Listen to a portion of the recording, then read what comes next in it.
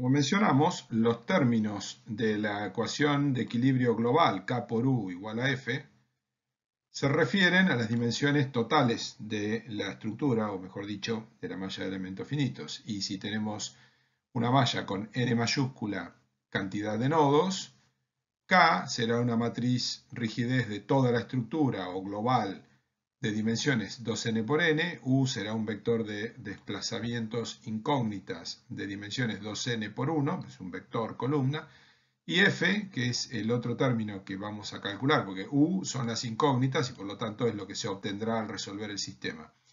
K, la matriz rigidez global, y F, el vector de fuerzas global, tendremos que obtenerlo para poder justamente resolver el sistema. K entonces dijimos es una matriz de 2n por 2n porque es global, y F, el vector de fuerzas global, es un vector de 2n por 1. Pero sin embargo, estos términos, K y F, no se calculan a nivel global, sino que se determinan al nivel de cada uno de los elementos, para luego, mediante un procedimiento que llamamos ensamble, obtener la matriz rigidez global o el vector de fuerza global, que es lo que denominamos aquí el matriz rigidez o vector de fuerza a escala del modelo completo. Hacemos referencia a este término como ensamble porque no es una suma. La matriz rigidez global no se obtiene como la suma de las matrices rigideces de los elementos, sino como la matriz rigidez, como el ensamble de la matriz rigidez de los elementos. Y eso se pone en evidencia cuando nosotros nos damos cuenta que la matriz rigidez del elemento, que es el modo, es lo que podemos calcular, es una matriz de 8 por 8.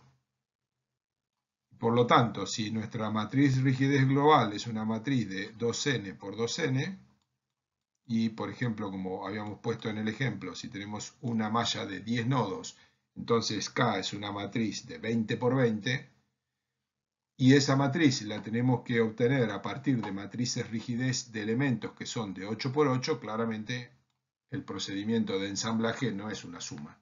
Porque sumando matrices elementales de 8 por 8, lo que vamos a obtener es una matriz de 8 por 8, obviamente, y no es lo que nos sirve, porque nosotros necesitamos una matriz rigidez global de dimensiones mayores. Insisto, en el ejemplo de una malla de 10 nodos, un modelo de 10 nodos, necesitamos una matriz global de 20 por 20 y la tenemos que obtener a partir de matrices de 8 por 8. Y por lo tanto, el procedimiento ese de obtener una matriz de 20 por 20 a partir de matrices de 8 por 8 es lo que se denomina ensamblaje y es un procedimiento un poco más complicado que sencillamente sumarlas. Y en realidad lo mismo pasa con los vectores de fuerza, porque los vectores de fuerza también se obtienen a nivel elemental y por eso aquí estamos poniendo K supra E y ese supraíndice E minúscula significa que es la matriz rigidez del elemento y este FB supra E significa que es el vector de fuerzas de masa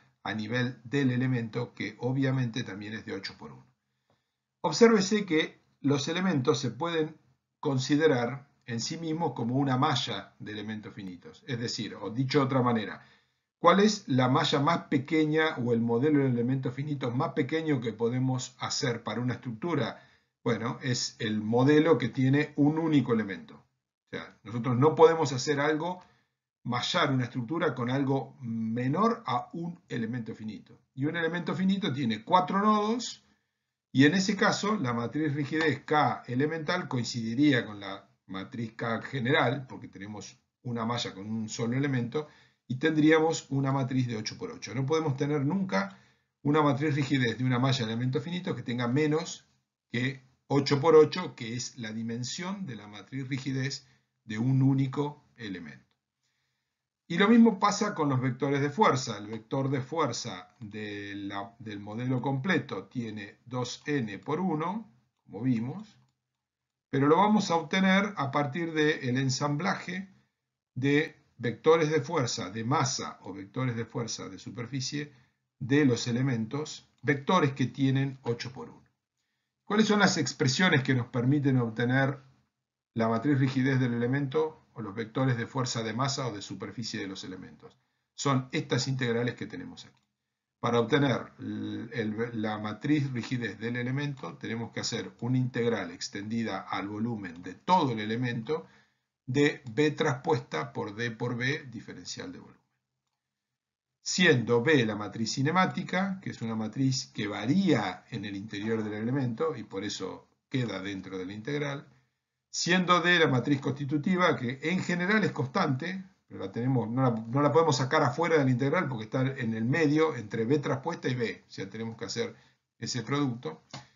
Y que en principio también podríamos pensar que podría variar, es decir, si dentro de un elemento las propiedades del material varían, D variaría, pero eso es rarísimo, nunca se hace de esa manera. Sí podemos tener en una malla de elementos finitos que una parte sea de un material y otra parte sea de otro material.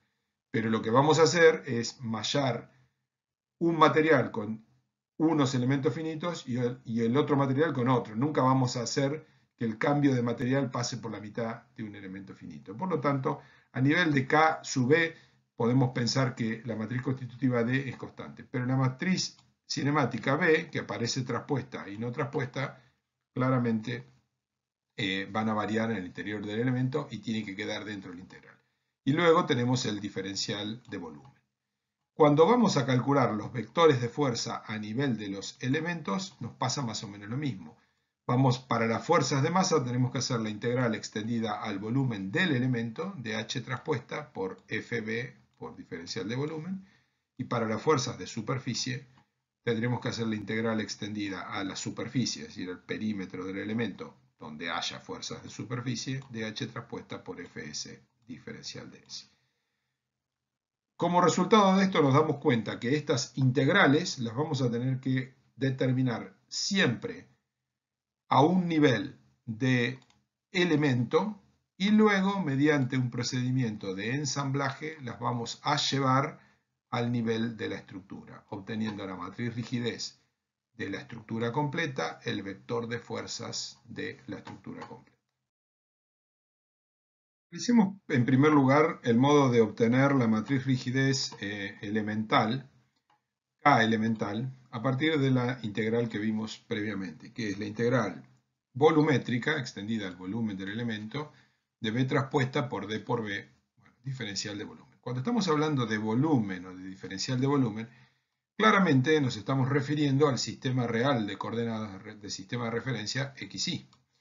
¿Por qué? Porque el diferencial de volumen es el espesor por diferencial de X por diferencial de Y.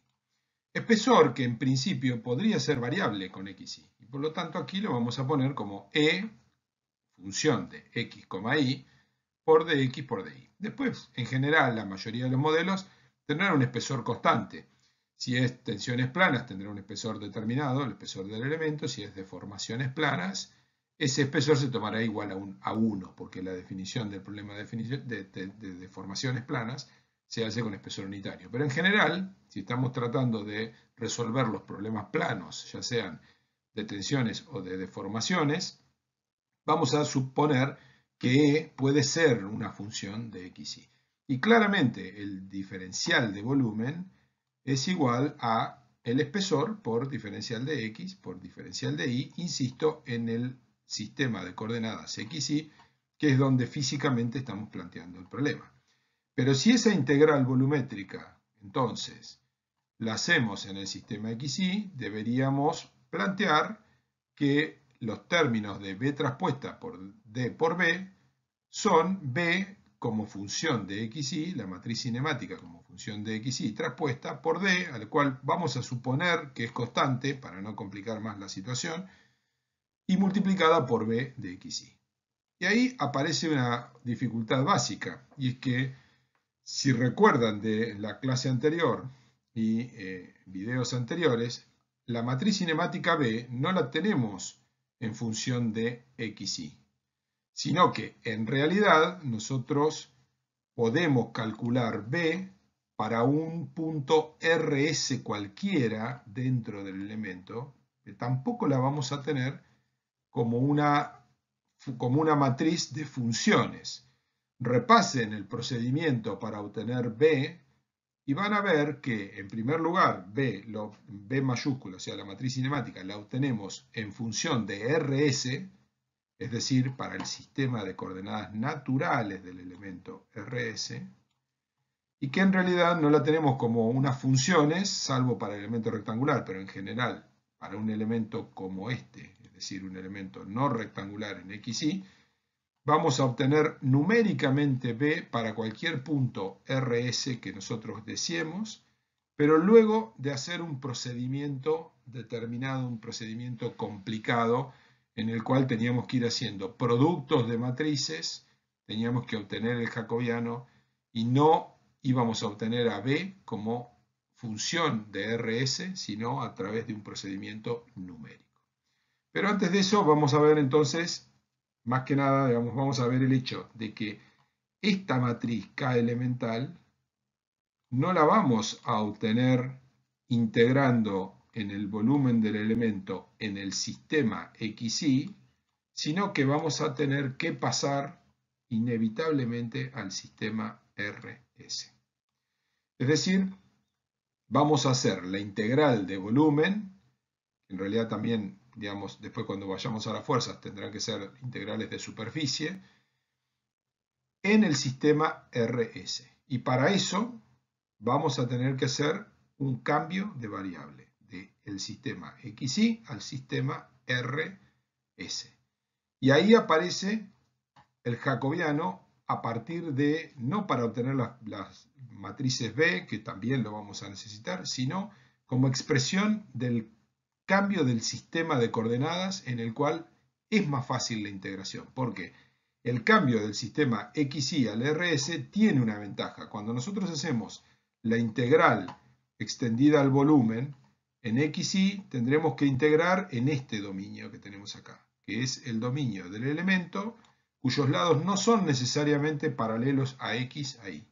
Pero cuando hacemos el cambio del sistema XY al sistema RS, tenemos la gran ventaja de que esa integral se realiza como una integral doble, integrando, por ejemplo, primero entre r igual a menos 1 y r igual a más 1, es decir, ¿por qué? Porque en el sistema RS el dominio es un cuadrado.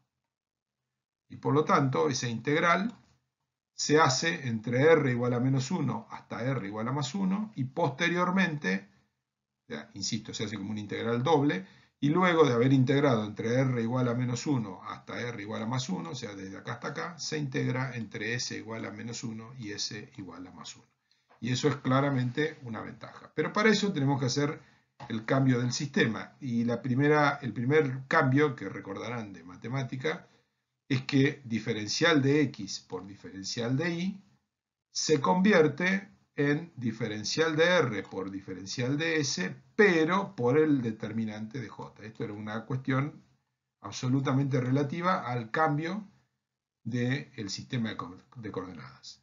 El producto de los dos diferenciales de x por dy era igual a dr de s por el determinante de j. Y j, que es el jacobiano, no es constante en general, sino que es una función de r y s. El espesor que podíamos expresar en XY también lo vamos a poder expresar en RS, no tenemos problema con eso. Es decir, la verdad es que el espesor en principio va a ser constante en general, pero si fuera variable nosotros podríamos expresarlo en función de XY, como lo tenemos aquí arriba en el sistema XY, o también lo podemos expresar como función de RS, no hay mucho problema con eso, lo podemos hacer de cualquiera de las dos maneras. Y cuando vamos a B traspuesta y a B, claramente en el sistema XY no la podíamos calcular, en cambio B es función claramente de RS, aunque no lo podamos expresar como funciones, digamos, lo podemos determinar en función de RS y por lo tanto lo mismo su traspuesta. Y la matriz constitutiva D, si la consideramos como la estamos considerando como una matriz constante, da lo mismo expresarla en cualquiera de los dos sistemas porque va a ser una matriz de coeficientes constantes. En resumen, cuando vayamos a determinar la matriz K sub E, vamos a tener que hacer esta integral y no esta otra integral que tenemos acá. Es decir, operativamente vamos a tener que hacer esa integral. Pero, ¿cuál es el integrando de esa integral? El integrando de esa integral doble es todo esto que tenemos acá. Todo lo que no es diferencial de R y diferencial de S. Podemos suponer entonces, condensando, que lo que tenemos que integrar para obtener la matriz rigidez del elemento es una función que vamos a llamar arbitrariamente g de Rs. Tendremos que integrarla en este dominio, que es un dominio no demasiado complicado, porque es un dominio cuadrado, y por lo tanto vamos a poder descomponer esa integral como una doble integración, primero en R, entre menos 1 y más 1, después en S, entre menos 1 y más 1. Pero la cuestión aquí es que esa función que tenemos que integrar es B, que varía con RS traspuesta, por D, que es constante, por B, que vuelve, primero va traspuesta B de RS, luego va sin transponer, por el espesor que podría modificarse o no, o sea, este término E de RS puede ser una constante o podría ser una función de RS también, y después nos aparece el determinante de J que claramente varía con RS.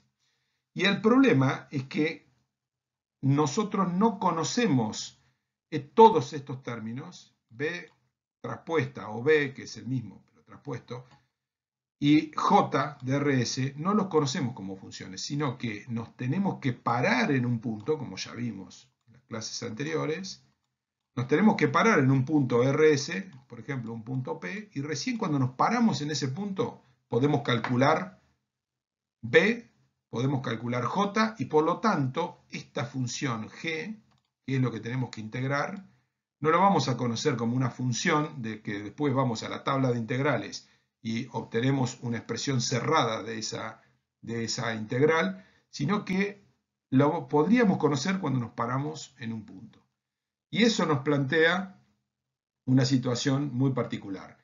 La integral que nos permite obtener la matriz rigidez del elemento no la vamos a poder calcular analíticamente y obtener lo que se conoce como una expresión cerrada, es decir, lo que obtenemos en una tabla de integrales, eso es una expresión, o sea, decimos la integral de una determinada función y el resultado de esa integral es otra función, no lo vamos a poder hacer de esa manera. ¿Por qué? Por la simple razón de que lo que tenemos que integrar, que es esta función g, para empezar ya es bastante complicada, pero además es el producto de entidades matriciales que no conocemos analíticamente, sino que las podemos calcular solamente cuando nos paramos en un determinado punto. Y cuando algo no lo podemos calcular analíticamente, cuando una integral no la podemos resolver analíticamente, ¿de qué manera la resolvemos? La resolvemos numéricamente.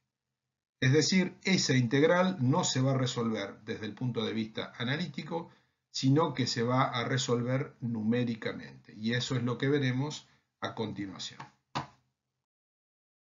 Como es sabido, existen muchos métodos de integración numérica. En general, en el método de elementos finitos, en la implementación y resolución del método de elementos finitos, se utilizan varios de ellos, y hay uno que es muy popular, que es el de Gauss, el método de integración numérica denominado de cuadratura de Gauss. Vamos a repasarlo un poco, ya que probablemente lo han visto en alguno de los cursos de matemáticas, pero vale la pena hacer ese repaso. Y para eso vamos a ver el fundamento del método en una sola dimensión, porque en realidad, como mencioné anteriormente, la integración en dos variables es una integración primero en una y luego en otra, sobre todo cuando tenemos el dominio en el sistema de coordenadas naturales RS.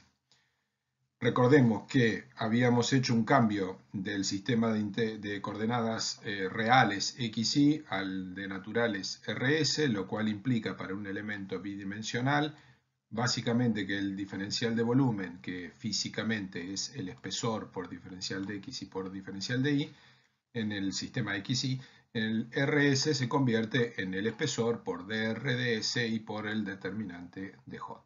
Que junto al hecho de la existencia de la matriz B, la matriz cinemática, en el integrando de la matriz rigidez, que era B traspuesta por D por B por diferencial de volumen integrado en el volumen del elemento, nos lleva a hacer el cambio de variables y luego a recurrir a la integración numérica. Yendo entonces a este método particular de integración numérica de cuadratura de Gauss, veamos cómo se hace en una dimensión. Y sin ninguna justificación teórica, vayamos a ver prácticamente cómo se lo resuelve. Lo que dice este método es que si nosotros tenemos una función f de una única variable, sería esta función que está aquí, es decir, esta línea roja que tenemos aquí, y tenemos que integrarla en un dominio que va desde -1 a +1, y aquí también, esto haciendo un paréntesis, nos muestra la razón por la cual este método es totalmente adecuado para el sistema de coordenadas naturales. Nosotros hemos definido las funciones de forma en el dominio de las coordenadas naturales siempre entre -1 y +1. Y este método de integración numérica se ajusta precisamente porque el dominio de integración va de -1 a +1. Es decir, realmente se ajusta a las funciones de forma que hemos definido. Bien, regresando a eso, lo que nos dice el método es que para realizar la integración de una función, que por ejemplo es esta que está situada en amarillo, entre -1 y +1, y una función cualquiera, lo que tenemos que hacer es evaluar a la función en una serie de puntos dentro del dominio, o sea, calcular cuánto vale la función dentro del dominio en esa serie de puntos, y multiplicar el valor de la función por un coeficiente que nos da el método, es decir, que nos lo da Gauss. Supongamos, por ejemplo, que nosotros tenemos esa función que vimos anteriormente, que es esta roja que tenemos aquí. La cantidad de puntos que se denominan puntos de Gauss, en los cuales hay que evaluar la función, hay que calcular la función, dependen del orden de la función que uno está integrando. Si tenemos, como en este caso, que aquí en línea amarilla, por ejemplo, una función que varía con r cuadrado o con r cubo, es decir, imaginemos una función polinómica con grado 2, por ejemplo. Lo que nos dice el método es que, en primer lugar, tenemos que calcular cuánto vale la función en unos puntos determinados del dominio, cuyas coordenadas nos las da el método. Si vamos a integrar una función de grado 2, vamos a tener que utilizar dos puntos, y a esos puntos los vamos a llamar puntos de Gauss. Y el lugar donde se ubican, es decir, en qué R, eso nos lo da el método. Cuando tenemos dos puntos de Gauss, las coordenadas en las que hay que evaluar a la función son menos 0,577, que es este punto que está acá, y más 0,577. De paso, en alguna bibliografía se puede encontrar eso como más o menos 1 sobre raíz de 3, porque 1 sobre raíz de 3 es 0,577. Bien, continuando con el método, se evalúa la función en esos puntos. ¿Qué significa? Que se calcula esta altura, en este punto y en este otro punto. Y el resultado, es decir, la altura de estos segmentos verticales que están pintados de verde, se los multiplica por un factor que también nos lo da el método. Ese factor se llama alfa. Y en el caso de tener dos puntos de Gauss, alfa es igual a 1. Con lo cual, a este segmento de esta altura, desde aquí hasta acá, se lo multiplica por 1. Pero obsérvese que 1 es este ancho. Por lo tanto, lo que estamos haciendo al hacer ese producto es, en definitiva, calcular el área de este rectángulo que tenemos aquí. Y luego hacemos lo mismo con el que está a la derecha. Y vamos a, el ancho alfa igual a 1 es esto, porque esto mide 1, va desde 0 hasta más 1, multiplicado por la altura del segmento verde nos da esta otra superficie que tenemos acá. Lo que nos dice, es decir, tenemos esta superficie y esta otra que habíamos calculado anteriormente. ¿Qué nos dice el método de la cuadratura de Gauss? Que el área bajo la curva, el área real, es decir, la integral verdadera, que es el área debajo de esta curva, es decir, este área, todo este área, está aquí, lo que está en amarillo, es igual a el área del rectángulo celeste más el rectángulo violeta. En eso consiste hacer la integración numérica. Si tuviéramos una función más simple, por ejemplo, una función lineal, vayamos al dibujo de la izquierda. En lugar de tener la función esa curva, imaginémonos que tenemos que integrar esta función lineal que tenemos aquí. En ese caso, lo que nos dice el método de Gauss es, podría utilizar dos puntos de Gauss, como hicimos aquí a la derecha, que tomamos dos puntos en menos 0,577 o en 0,577, pero si la función es lineal, o sea, es menos compleja que la de la derecha, que suponía que era parabólica, un polinomio de grado 2, por ejemplo, si esa función es lineal, un polinomio de grado 1, puedo utilizar solamente un punto de Gauss. Y el método lo que me dice es que cuando utilizo un solo punto de Gauss, lo tengo que ubicar en R1 igual a 0. Lo tengo que ubicar al medio. Y por lo tanto, tengo que evaluar la función en R igual a 0, lo cual me da esta altura que tengo acá. Y luego dice que al valor de la función en R igual a 0, debo multiplicarlo por el coeficiente alfa igual a 2. ¿Pero qué es el coeficiente alfa igual a 2? Es como tomar esta longitud, desde menos 1 hasta más 1. Es decir, que lo que está postulando el método es que la integral es equivalente al área de este rectángulo, ¿no? La altura del segmento verde por el ancho 2 da el rectángulo que ahora es uno solo, celeste. Y efectivamente, en el caso de la recta es muy fácil de interpretar que el área de ese rectángulo es igual al área bajo la curva que es la recta. Porque el área de este trapecio, que está aquí, es igual al área de este rectángulo que tenemos acá. Lo que es fácil de comprobar cuando estamos integrando una función lineal, para la cual claramente no necesitaríamos hacer integración numérica. ¿Está bien? Pero nos sirve para entender cómo funciona el método. En definitiva, habiendo visto que para una función simple lineal funciona bien, lo que está haciendo es reemplazar el área bajo la función por el área de uno o más rectángulos. Si tenemos un solo punto de Gauss, es un solo rectángulo que nos da el área equivalente bajo la curva. A medida que la función se hace más compleja, tenemos que utilizar mayor cantidad de puntos de Gauss. 2 puntos de Gauss o podemos utilizar más de eso. En resumen, el método lo que nos dice es que a medida que nosotros vamos incrementando el orden del polinomio, por ejemplo, cuando tenemos un polinomio de grado 1, tenemos que utilizar un punto de Gauss. Tenemos un polinomio de grado 2 o de grado 3, tenemos que utilizar 2 puntos de Gauss, y así siguiendo. Esto funciona exactamente cuando tenemos polinomios.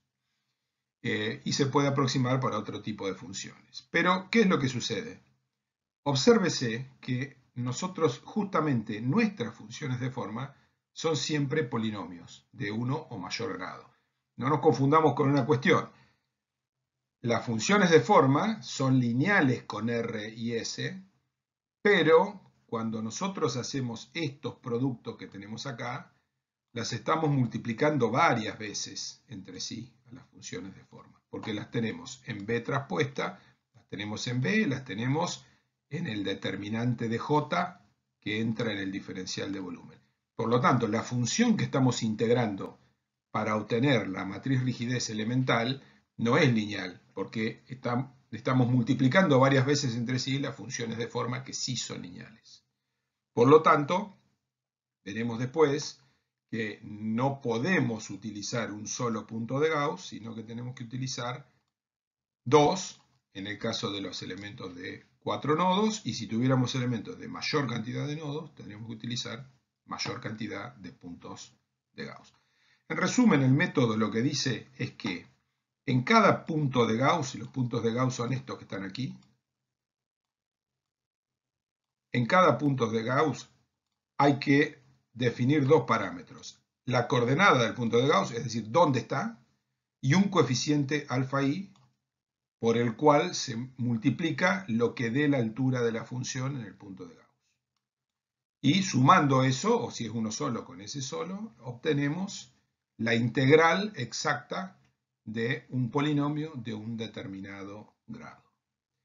Le basta decir que los puntos de Gauss no se ubican en cualquier lado, sino exactamente donde el método nos dice que se tienen que ubicar y también nos da los alfa. En esta tabla se pueden ver todas las coordenadas de los puntos de Gauss y los factores de peso o de multiplicación según cuál sea la cantidad o el número de puntos de Gauss que se elijan. Por lo tanto, si tenemos un único punto de Gauss, la coordenada de ese punto está dada por la primera columna y es 0, que es lo que vimos a continuación, y el factor de peso por el cual hay que multiplicar a la función evaluada en RI igual a 0 vale 2. Si decidimos utilizar dos puntos de Gauss, que es algo que también vimos, dos puntos de Gauss, las coordenadas son de los dos puntos son más menos 0,577, aquí están todas, esto es un más menos 1 sobre raíz de 3, y el factor de peso es 1 para cada uno de ellos. Es decir, la función evaluada en menos 0,577 se multiplica por 1 y se le suma la función evaluada en más 0,577 multiplicada también por 1. Si utilizamos tres puntos de Gauss, tendremos tres coordenadas, habrá que definir tres coordenadas, y las coordenadas son dos simétricas siempre, más menos 0,77 y todo lo que sigue aquí, y la tercera es 0, es decir, siempre vamos a tener un punto a cada lado del 0 en el sistema R, o sea, entre menos 1 y más 1, y otro al medio. Y los factores de peso en este caso no son iguales para todos los puntos, sino que para los dos puntos que están a más o menos 0,77, 4,59 siguiendo, el factor de peso es 0,555 hasta 15, bueno, es así periódico, y el factor de peso de la función evaluada en el centro es 0,888 periódico. Por lo tanto, la integral debajo de esa curva va a salir de evaluar la función en menos 0,777, ese valor multiplicarlo por 0,55 periódico, más evaluar la función en más 0,77, 4,59, etcétera, a ese valor multiplicarlo por 0,55 periódico y más sumarle el tercer punto de Gauss, que es evaluar la función en 0, en R igual a 0, y a lo que se obtenga multiplicarlo por 0,88 periódico. La suma de esos tres factores da el área debajo de la curva. De la misma manera, se puede seguir con 4, 5, 6 y así puntos de Gauss. Pero en particular, en elementos finitos, para elementos de 4 nodos o de 9 nodos, se utilizan integración con 2 o con 3 puntos de Gauss. Pero esta integración es para una sola dimensión, es decir, cuando nosotros tenemos R, tenemos una función de R y la tenemos que integrar entre menos 1 y más 1. Ahora bien, la función que nosotros tenemos que integrar es doble. Tenemos que hacer una integral doble. Es una integral de volumen, pero implica hacer una integral en dos variables. Esta función SRS, que anteriormente la había llamado G de RS, en realidad es lo mismo, que cubría todo esto en realidad, hasta el espesor y el determinante, eso era G, según lo denominé anteriormente, es una función de R y de S. ¿Y cómo se hace la integración en dos variables? Bueno, si recuerdan de las figuras anteriores, esa integral la hacíamos descomponiéndola en dos. Primero integrábamos a R entre menos 1 y más 1 y luego el resultado de esa integral se integra sobre S entre menos 1 y más 1, una técnica típica de las integrales dobles. Y se aplica la integración numérica también bidimensionalmente sin ningún problema. Lo que pasa es que si nosotros usamos, por ejemplo, dos puntos de Gauss, vamos a tener dos puntos de Gauss en la dirección R y vamos a tener otros dos puntos de Gauss en la dirección S, porque vamos a estar integrando primero sobre R con dos puntos de Gauss y a lo que se obtenga volver a integrarlo sobre S. Eso significa que en realidad, como puntos físicos en el elemento, vamos a tener 4. Estos que están acá, ¿no? Los que corresponden a la intersección de esas 4 coordenadas que tenemos ahí. Es decir, este punto, este otro, que está acá, y este otro que está acá. Pero las coordenadas en R y en S van a ser las que correspondan a esto. Y los factores de peso van a ser los que correspondan a eso. Quedando la integral en realidad como una sumatoria doble, que es lo que se expresa aquí. Si estuviésemos hablando de esta función, ponemos dos subíndices. En el primer subíndice tomamos el primer y segundo punto de Gauss en R. En el segundo subíndice, que es J, tomamos el primero y segundo punto de Gauss en S. Y en definitiva, nos termina quedando aquí una sumatoria de 4 términos, y con eso hacemos una integral doble. Pero sobre la base de dos integrales simples anidadas, como es usual también cuando se hace analíticamente, ¿no? ¿Cómo aplicaremos eso para obtener la matriz rigidez elemental? Repasemos un poco, porque esto es tal vez un poquito confuso, tiene muchos pasos. Repasemos el procedimiento. Estamos tratando de arribar a el sistema de ecuaciones K por U igual a F, como resultado del cual, a través de su resolución, obtendremos las incógnitas fundamentales del problema de elementos finitos tal como lo hemos formulado, basado en desplazamientos. Obtendremos los desplazamientos en todos los nodos de la malla de elementos finitos. En cada uno de los nodos de la malla del sistema o del modelo global hay dos desplazamientos. Este sistema que tenemos aquí es para la estructura o para el modelo completo. Si tiene una malla con 10 nodos, la matriz K es de 20 por 20, el vector U es de 20 por 1, el vector F de fuerzas es de 20 por 1 también.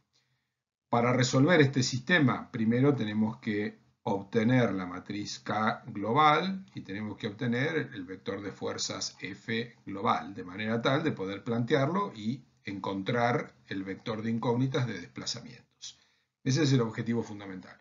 Pero esa matriz global, que para un modelo de, por ejemplo, 10 nodos es una matriz de 20 por 20, no la podemos formar de manera directa, sino que tenemos que calcular las matrices de cada uno de los elementos finitos de esa malla, de ese modelo, que son matrices de 8 por 8, porque cada nodo tiene 4 nodos y 4 por 2 es 8, calcular todas esas matrices por separado y luego ensamblarlas para obtener la matriz K de 20 por 20, en el ejemplo que acabo de dar de un modelo de 10 nodos.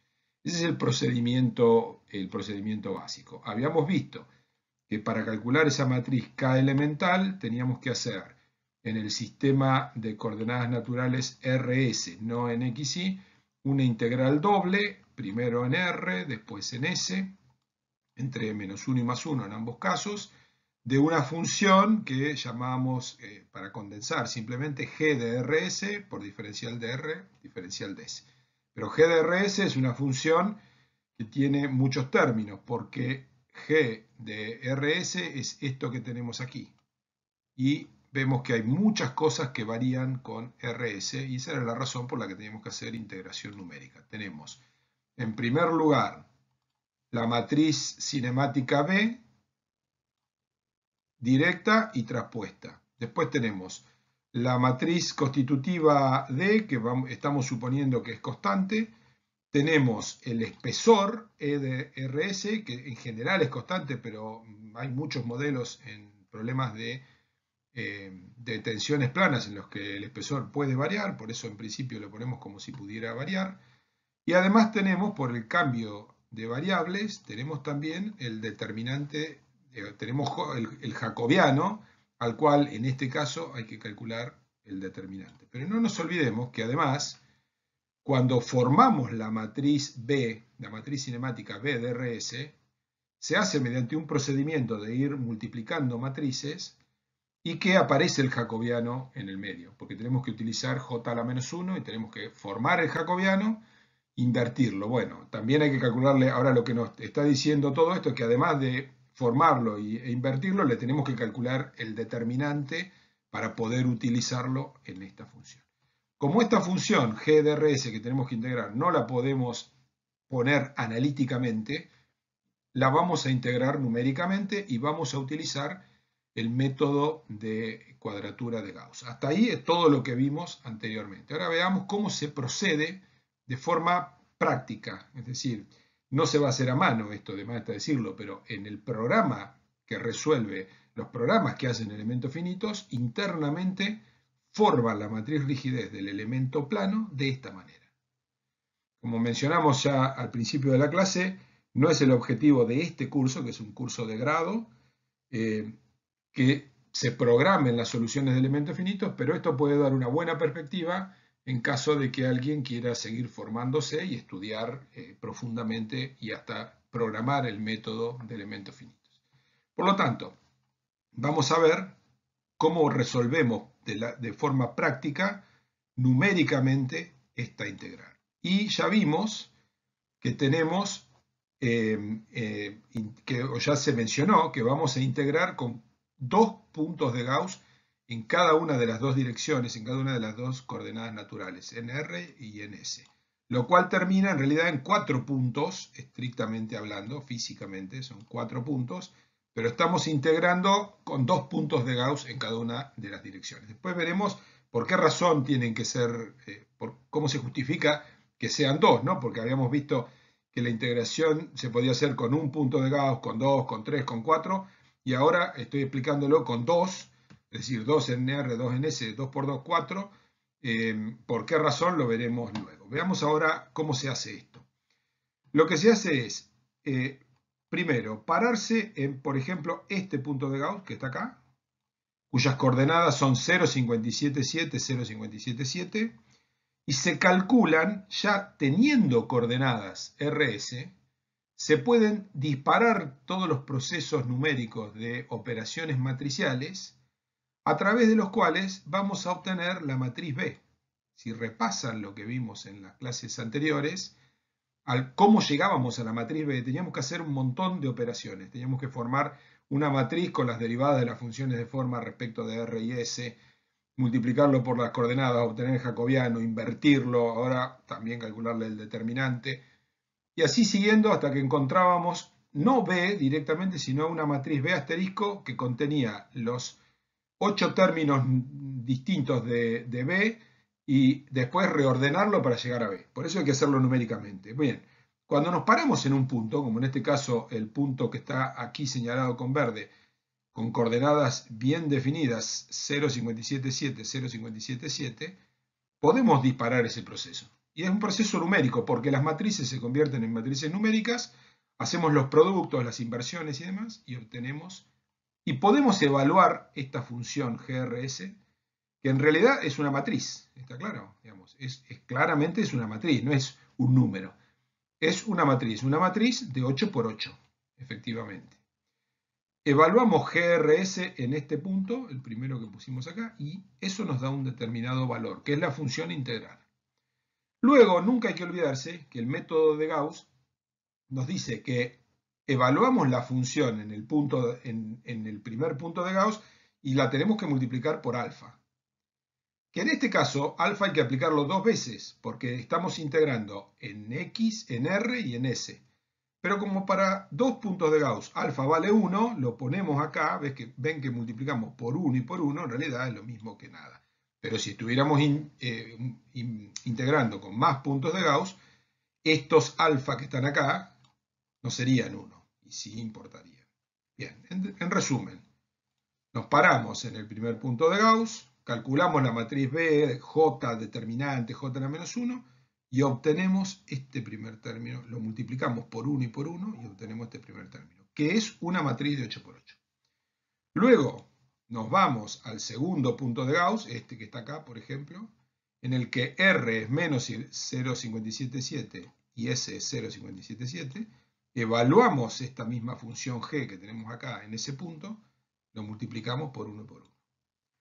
Luego nos vamos a este tercer punto de Gauss, cualquier otro, por supuesto, en el que los dos son negativos y evaluamos la función ahí y lo multiplicamos por los alfa, que son 1 y 1. Y para terminar nos vamos al último punto de Gauss, que es este que está acá, en el cual las coordenadas valen 0,577 y menos 0,577, evaluamos toda esta función ahí, igual que hicimos anteriormente, lo multiplicamos por 1 y por 1. Sumamos eso, que es lo que nos dice el método de Gauss. Cada uno de estos 4 términos de la suma son matrices de 8 por 8 y el resultado de esa suma es la matriz rigidez del elemento, obtenida por integración numérica. Si lo queremos ver de otra manera, para no poner esa función g, lo que podemos decir es, puesto de esta otra forma, que en realidad es lo mismo, es que nos paramos en el primer punto de Gauss, en el de coordenadas 0,577, 0,577, ambas positivas, y hacemos la expresión que nos da, que está dentro de la integral, b traspuesta por d por b, por el espesor, por determinante de j. Lo evaluamos ahí. Luego lo evaluamos en el segundo punto de Gauss, que es el que tiene coordenadas menos 0,577 más 0,577. Luego en el tercero, menos 0,577. Luego en el cuarto, 0,577 menos 0,577. Sumamos todos y obtenemos la matriz rigidez del elemento. Cabe mencionar que cuando decimos primer, segundo, tercer punto de Gauss, no es que tengan un orden predeterminado. He elegido seguirlos en la misma dirección en que numeramos los nodos 1, 2, 3, 4, pero es arbitrario. En realidad, como el orden de los términos no altera la suma, en realidad podemos empezar por cualquiera, ¿no? Además está decirlo a eso, pero los he ordenado para ser congruente con el modo en que numeramos los nodos. Con el procedimiento numérico que vimos en la figura anterior, vamos a poder, después del ensamble, que es algo que veremos a continuación, podremos formar la matriz K de este sistema. Recordemos entonces una vez más que estamos tratando de resolver el sistema K por U igual a F, que nos dará como resultado, su resolución, los desplazamientos en los nodos. Los 2 desplazamientos que hay en cada uno de los nodos del modelo de elementos finitos. Y además, y ahí, como vimos, y a partir de allí, como vimos al principio de las clases, se desencadena en cascada toda la resolución del problema, porque con los desplazamientos podemos calcular deformaciones específicas, con las deformaciones específicas a través de la relación constitutiva podemos obtener tensiones, y con los desplazamientos en los nodos también podemos encontrar desplazamientos en cualquier punto del modelo. Teniendo de esa manera, en definitiva, si podemos conocer desplazamientos en cualquier lugar del modelo, deformaciones específicas en cualquier punto del modelo y tensiones en cualquier punto del modelo, habremos resuelto el problema elástico, que es el objetivo fundamental. Pero todavía estamos formando los términos de este sistema de ecuaciones. El sistema de ecuaciones es K por U igual a F. U no tenemos nada que formar porque es lo que vamos a obtener al resolverlo. Tenemos que formar la matriz rigidez K global, que se forma con las matrices elementales. Y eso es justamente lo que vimos en la figura anterior, cómo llegar a la matriz K elemental a través de la integración numérica. Después veremos cómo ensamblarla. Pero ahora tenemos que ver cómo formar el vector de fuerzas nodales de toda la estructura. Y lo vamos a hacer con un procedimiento análogo al que hacemos para la matriz rigidez. Análogo en 2 sentidos. El primero de ellos es que vamos a obtener un vector de fuerzas a nivel del elemento y luego lo vamos a ensamblar para obtener el vector de fuerzas de todo el modelo. Como habíamos dicho anteriormente, si tenemos un modelo de 10 nodos, la matriz K es de 20 por 20, el vector de fuerzas F es de 20 por 1. Pero no vamos a obtener directamente eso, sino que vamos a resolver primero las matrices rigidez elementales, que son de 8 por 8, como ya lo vimos anteriormente, y luego ensamblándolas pasaremos a esa matriz de 20 por 20. Con el vector de fuerzas será lo mismo. Obtendremos vectores de fuerza para cada elemento, que serán vectores de 8 por 1, porque los elementos tienen 4 nodos, y luego, mediante el mismo procedimiento de ensamblaje, formaremos a partir de muchos vectores de 8 por 1, un único vector de, en este caso, de 20 por 1, dando el ejemplo del modelo de 10 nodos. Vamos a ver de manera más resumida porque la integración que hacemos para obtener las fuerzas es similar, también es la misma integración numérica. Ahora, el vector de fuerzas a nivel de elemento o a nivel de estructura, recordemos que tenía tres términos. Un término que eran las fuerzas de masa, otro término que eran las fuerzas de superficie, y había otro término que eran las fuerzas que ya estaban aplicadas en los nodos. Las fuerzas que ya están aplicadas en los nodos, que era F sub C, no hay que hacer ninguna integral, porque ya son fuerzas concentradas en los nodos, y habrá que ir y ubicarlas en la posición del vector de fuerzas de toda la estructura que corresponda. Eso no es un problema. Donde hay que hacer integrales es en las fuerzas de masa, F sub B, y las fuerzas de superficie, F sub S. Pero en ambos casos hay que hacer una integral, en un caso, digamos, en el volumen, en otro en la superficie. Vamos a ver, nada más que como lo que estamos tratando es de explicar conceptualmente cuál es el procedimiento, vamos a ver solamente el caso de las fuerzas de masa, porque el de la fuerza de superficie es un procedimiento muy parecido, no es exactamente igual, pero es muy parecido y desde el punto de vista conceptual alcanza con entender cómo es que se hace la integración numérica. ¿Cómo es la expresión entonces de la fuerza de masa FB? La fuerza de masa FB era la integral a nivel del elemento, la integral extendida al volumen del elemento de h traspuesta, siendo h una disposición matricial de las funciones de forma, por FB, que es un vector que contiene las fuerzas de masa por diferencial de volumen. Una cuestión conceptual, las fuerzas de masa son aquellas que se despiertan en virtud de precisamente la existencia de la masa, que en general es inercial o masa pesante. ¿Qué pueden ser normalmente fuerzas de masa? Bueno, la fuerza de masa más conocida es el peso propio. Es decir, una fuerza que se despierta sobre una masa en virtud de la existencia de un campo gravitatorio, que se traslada en nuestros cálculos a nivel ingenieril con lo que llamamos peso específico. El peso específico es la densidad, es decir, la masa por unidad de volumen, multiplicada por la gravedad. La densidad es un parámetro objetivo, en la Luna, en la Tierra vale lo mismo, el peso específico no. Vale más en la Tierra, pues tiene más gravedad que en la Luna, por ejemplo, y viceversa si nos vamos a otro planeta con mayor gravedad.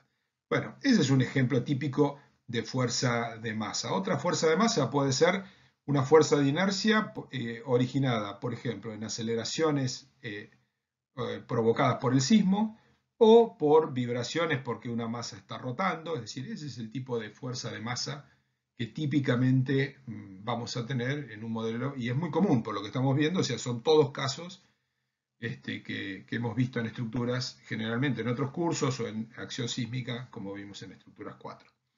Bien, esa integral, entonces, también se expresa al ser diferencial de volumen en el sistema XY, pero también nos conviene hacer un cambio de sistema de coordenadas a RS, como vimos, de la misma manera que para la matriz rigidez. ¿Qué es lo que cambia? En realidad lo único que cambia es la función a integrar, es decir, no hay ninguna diferencia. En el caso de la matriz rigidez, lo que hay que integrar es B traspuesta por D por B, por el espesor, por el determinante de J. Bueno, en este caso lo que habrá que integrar será H traspuesta de RS por FB de RS, por el espesor de RS, por el determinante de J de RS. Esa será la función.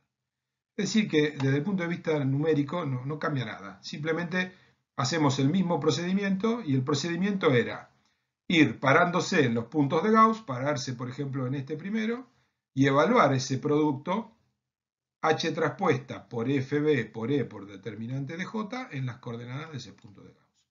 Luego ir a este otro punto de Gauss y volver a evaluar el mismo producto, H traspuesta por FB por E por determinante de J, en las coordenadas de ese punto de Gauss. Luego ir a otro punto de Gauss, en este caso el que llamamos 3, y volver a evaluar lo mismo en esas coordenadas, y para terminar, volver a hacer lo mismo en el último, porque estamos integrando con 2 por 2 puntos de Gauss. Eso implica, desde el punto de vista numérico, que cuando nos paramos, por ejemplo, en este primero, teniendo ya coordenadas R0577, S0577, podremos calcular las funciones de forma evaluadas en esos valores. Porque recuerden que, por ejemplo, nosotros tenemos que H1 era 1 más S por 1 más R dividido 4. Bueno, evaluar H en el primer punto de Gauss es hacer 1 más 0,577 por entre paréntesis, 1 más 0,577 y dividirlo por 4. Es así, y se convierte lo que era una función, se convierte en un número. Bien, la fuerza de masa hay que ver en este punto qué valor tiene. Si estamos hablando, por ejemplo, de la gravedad, bueno, va a ser Fb no va a variar con Rs. Lo mismo con el espesor, digamos, el elemento puede variar o puede no variar. Y el jacobiano sí va a variar según la coordenada, porque me remito una vez más a cómo se calculaba la matriz B. Es un poco más fácil calcular la fuerza Fb, pero conceptualmente es lo mismo. Por eso volví a repasarlo punto de Gauss por punto de Gauss, porque en realidad integrar la función que nos da la matriz rigidez, integrar la función que nos da la fuerza de masa es básicamente el mismo procedimiento.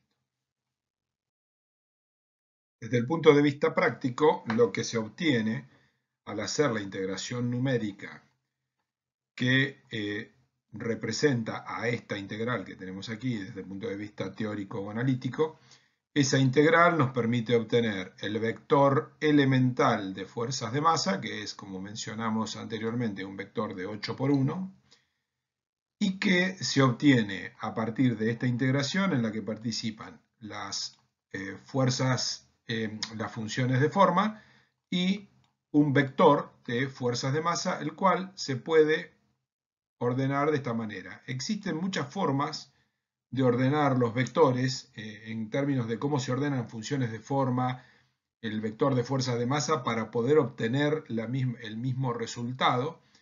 En términos generales, la fuerza de masa, por ejemplo, se puede ordenar en un vector de 2 por 1 de esta forma. En cualquier manera, lo que siempre hay que recordar es que ya sea que estos se ordenen de una u otra forma, el vector de fuerzas tiene que tener para el elemento 8 por 1, 8 filas por una columna en general. Se puede ordenar, se decía, el término FB como FBX, FBY. Supongamos que estamos hablando del caso del peso propio que mencioné en la diapositiva anterior. En ese caso, ¿qué tendríamos? En la dirección y que en nuestro modelo el peso propio está actuando, es decir, la gravedad está actuando en la dirección Y y hacia abajo, y nosotros queremos representar como fuerza de masa lo más común, que es el peso propio. Entonces, en ese caso, esta matricita de 2 por 1 que representa a F minúscula B tendría que tener un 0 en X, porque no hay ninguna aceleración de la gravedad, y un menos G en Y, porque eso es la fuerza de masa. La gravedad actuando en dirección negativa de Y, con una aceleración G, que multiplicado por la masa, porque la fuerza de masa nos da el peso propio.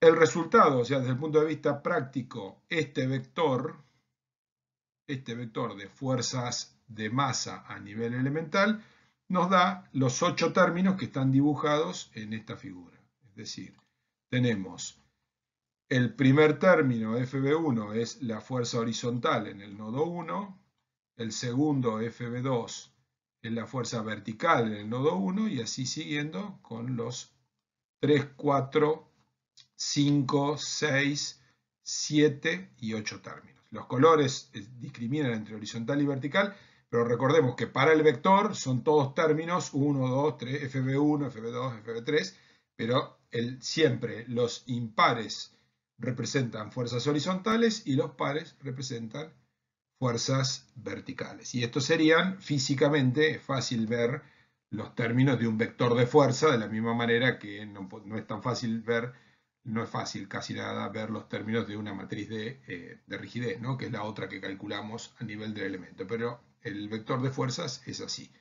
De igual manera, con la otra integral de las fuerzas de superficie, F sub S supra E, se obtiene otro vector que también es de 8 por 1.